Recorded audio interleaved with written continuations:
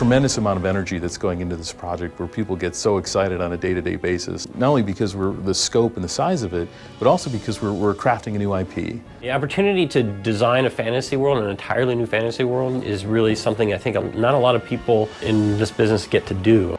We didn't want this just to be another generic fantasy world. We really wanted to sing and show something that people hadn't seen before.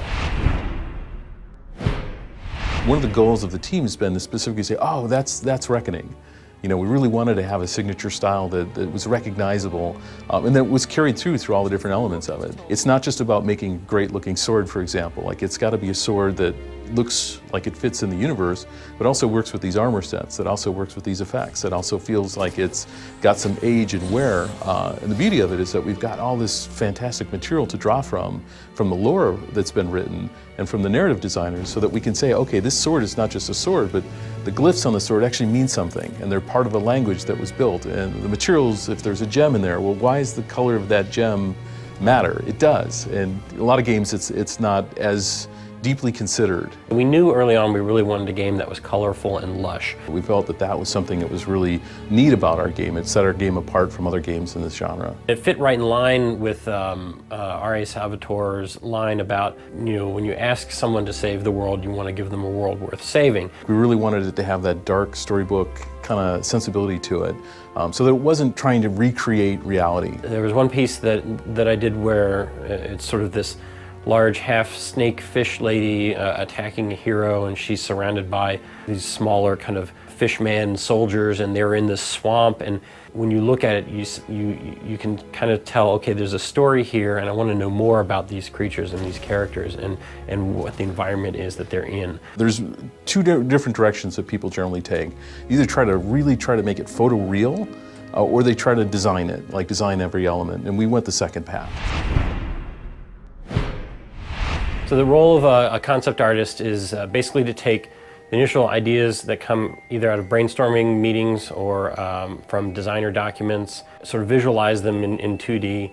A lot of times it can be a lot more schematical, where we're literally doing drawings of characters from different angles so that the modelers can take those and do sort of a one-to-one translation. And other times it's really just sort of a way to inspire the team, and they're more of like look and feel type pieces. As an art director, a lot of what you're doing on a day-to-day basis is working and interfacing with not only the artists on the team, but also the designers and the engineers, and making sure that everything comes together as one cohesive piece. We really try to focus on making sure that when we're creating a piece of concept art, that it serves the goals and that it's sort of speaking to the process, as well as being a great image, right? And so we have to remember that not only are we making great looking images, but there has to be solid design behind it. A lot of it is trying to service the needs of the overall art in the project, but then also really taking a look at the design and what the narrative needs are, what the gameplay needs are at any particular point, and also keeping in mind the technical considerations and constraints of actually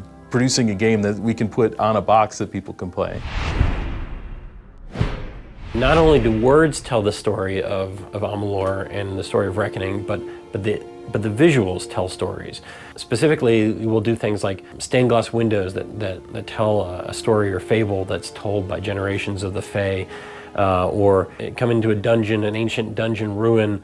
We leave clues as to, you know, who used to live in that place and why did things go bad, and, you know, why is it now in ruins. We don't want to just sort of say, oh, it's just ruins, let's just make some crumbled rocks. We try to leave little visual clues of you know, what came before and how did things get the way they are. There's so much material in this project. It's hard for people to understand that are on the outside of this to really get a sense of like how many creatures we have in the game, how many armor sets, how many different places in the game that you can physically go to.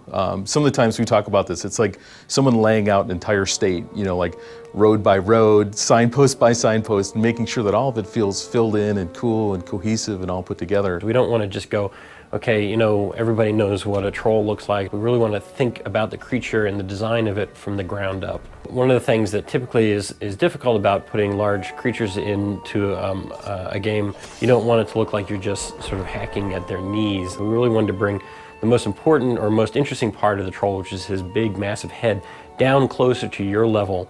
So he's this sort of this hulking beast who's stooped over, and he's got this really long, sort of massive-looking jaw that just swoops down towards the player and has this really aggressive look to it. And the Bolgan, which are these big red, heavy-set creatures, are just is so well executed from, you know, the initial design document talking about what their backstory and their lore was, to the models, to the animation. I feel like he's so unique, and yet at the same time there are elements of things that we're familiar with, and so we know exactly what the Bolgan is when we see him. It makes you think of things that you're familiar with, but at the same time it challenges, you know, your preconceived notions of what fantasy is and should be, and it takes you to a completely different world. A lot of games and movies today, you know, very little is left to the imagination of the viewer. And while, you know, there's a lot of really fun and exciting and amazing things in the world of Reckoning, we also want to leave them with this hint that it's all part of an even more massive and compelling world. One of the things that's been said a lot, you know, that there's this 10,000-year history that RA has developed. It really is there.